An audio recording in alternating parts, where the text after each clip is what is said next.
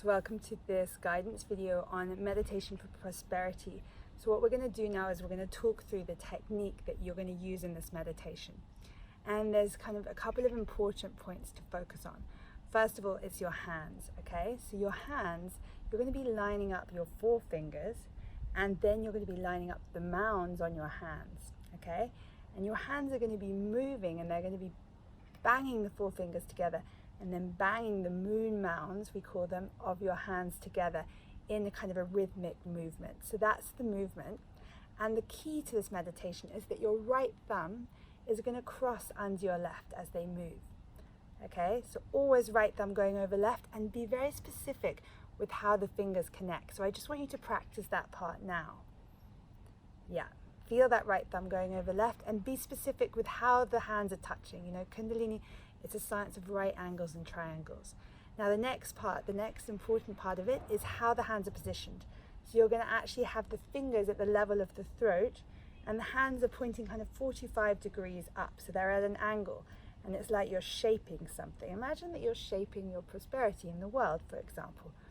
Okay, and as you do this, you're going to be chanting the mantra Hada, H-A-R, but you flick the tongue of your tongue on the roof of your mouth, and it sounds like Hada, Hada, Hada, Hada. Okay, and as you chant, you're going to bang the fingers together. So we're going to be using a mantra called Tantric Ha. And final point here is that your eyes are focused on the tip of your nose. So they're 9/10 closed, 1/10 open. So it looks like this as you do it. Hada, Hada, Hada, Hada, Hada, Hada, Hada, Hada, Hada. And you'll notice when we tune in with the rhythm of the mantra that it's actually quite slow, the version we use. So your option is either to do it slowly, or you can do double time. Tune in as you're doing this, see what feels to you, and you're going to notice like a different flow as you go.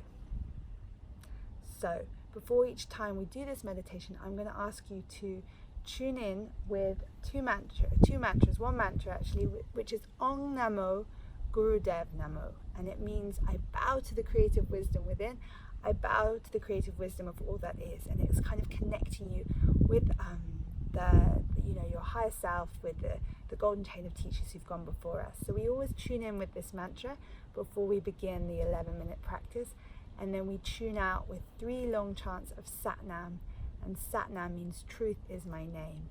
So to just practice those 2 before you begin, you're going to come and you're going to sit every day, and you're going to find yourself a sacred space, and you're going to bring your hands together and rub the hands to activate, and then you're going to bring your hands to touch against the heart center.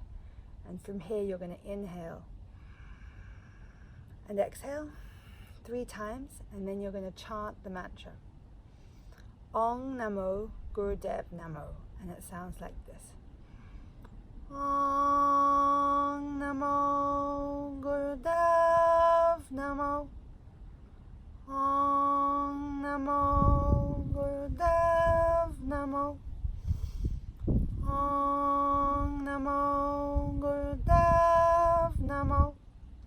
So you're going to practice this with me in the practice video, but every time when you come to do your practice in Kundalini, you're always going to tune in with this to just open your practice and seal it in this sacred space. And you do this with your eyes closed, and you really tune in to imagine you're connecting with your higher self to hold this practice.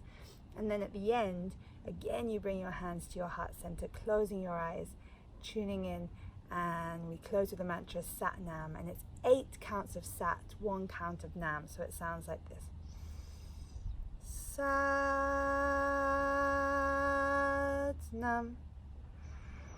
Satnam, Satnam.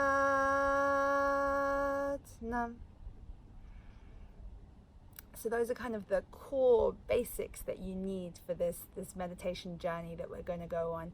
And a final word on mantras. So Ha is actually the creative sound of the universe. As you're chanting it, you're really just tuning in with the fact that there is kind of a greater creative force behind all things, and you're aligning yourself with that, so it doesn't become any more about you and what you have and what you don't, and what you can and what you can't do. It's just trusting that you're in that flow, and you're so held and supported that all you need to do is ask and be clear.